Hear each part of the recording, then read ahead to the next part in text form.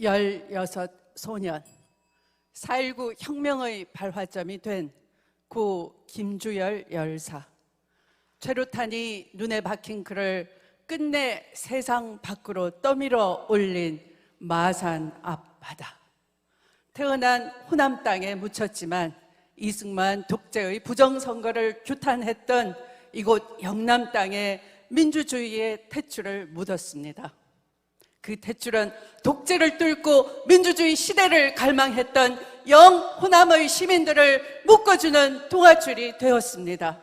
부마 항쟁으로 유신체제의 종언을 고한 민주주의의 성지, 대한민국 산업화의 심장으로 세계 10대 선진국의 산실이 된 이곳 부산, 울산, 경남.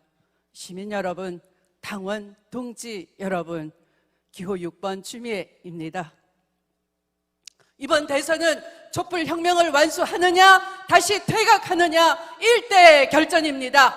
정권을 연장하느냐 못하느냐가 아니라 모두의 죽느냐 사느냐의 싸움인 것입니다. 해방 이래 76년 동안 단 한 번도 청산하지 못한 식민 잔재와 군사 독재, 이명박근혜 정권 10년, 낡고 부패한 권력과 한몸이 돼 돈줄이 되고 법기술을 구사하며 막다 사익을 추구해온 재벌과 법비들, 거짓과 선동으로 연명해온 수구정당과 수구언론, 이들이 하나로 뒤엉킨 부패기득권 카르텔의 실체가 대장동 비리로 대선 한복판을 강타하고 있습니다. 우리 어떻게 해야 합니까? 그들과 적당히 타협하고 지나가야 합니까?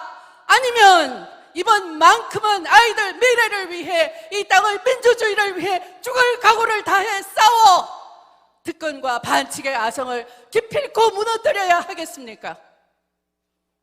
그런데 사태가 간단치 않습니다. 진실은 명확한데도 밝히고 처벌하는 과정이 너무나 나약하고 답답합니다. 은폐와 왜곡, 적반하장과 내로남불이 진실을 엎을지 불안한 것입니다. 우리 안의 얄팍한 정치적 계산도 원팀 정신을 위협하기 시작했습니다. 그야말로 위기입니다. 비상입니다.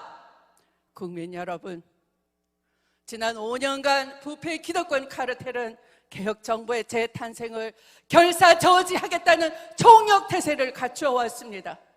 그들은 촛불정부 탄생으로 위기에 빠지자 그들의 기득권을 굳건히 지키기 위해 자신들에게 충성을 다해온 수구 언론과 정치 검찰을 전면에 내세웠습니다. 그렇기에 그들은 검찰개혁과 언론개혁만큼은 반드시 저지해야 했습니다. 조국과 추미애, 문재인 대통령의 검찰개혁 의지를 관철하던 두 사람은 당연히 검언정 기득권 카르텔로부터 상상을 초월하는 화살바지가 되고 공격을 받아야 했습니다. 검언 유착으로 선거에 노골적으로 개입하려 했고, 울산시장 사건, 원전 사건, 조국 사건 등 소위 살아있는 권력 수사라는 허구 아래 촛불 정부를 마구 흔들어 댔습니다. 우리 안에서조차 겁에 질려 거리를 두기 시작했습니다. 정부 고발 사건은 바로 정치 검찰과 국민의 힘이 민주정부를 무너뜨리고 다시 권력을 움켜잡겠다는 야심으로 내통해온 흉악한 거래였던 것입니다. 단언컨대 이 모든 일들은 타락한 정치검찰 윤석열이 자기 대권을 찬탈하기 위한 검찰 쿠데타 과정이었던 것입니다. 2020년 1월 1일 장관 임명 전날 검찰 출신 곽상도는 저를 울산시장 선거 개입 사건으로 검찰에 고발했습니다. 1월 2일 검찰은 국회 선진화법 위반 사건에 주도적 역할을 했던 검찰 출신 김도읍은 빼주고 대신 여당 의원을 끼워넣는 황당한 기소를 했던 것입니다. 1월 3일 장관 임기가 시작된 날 김도읍은 제 아들의 병역권을 검찰에 고발했습니다. 8개월을 묵혀두었다가 9월 검찰개혁 법안 처리에 때맞춰 수구 언론과 대대적인 이슈몰이 정치 공세를 펼쳐 저를 무참히 공격하는데 써먹었습니다. 돌아보면 윤석열 검찰과 국민의힘은 이렇게 저희 임기가 시작도 되기 전부터 고발과 수사를 주거니 받거니 했던 것입니다. 저는 혐의와 상관없이 대대적인 언론 보도와 여론몰이로 만신창이 피투성이가 되었습니다.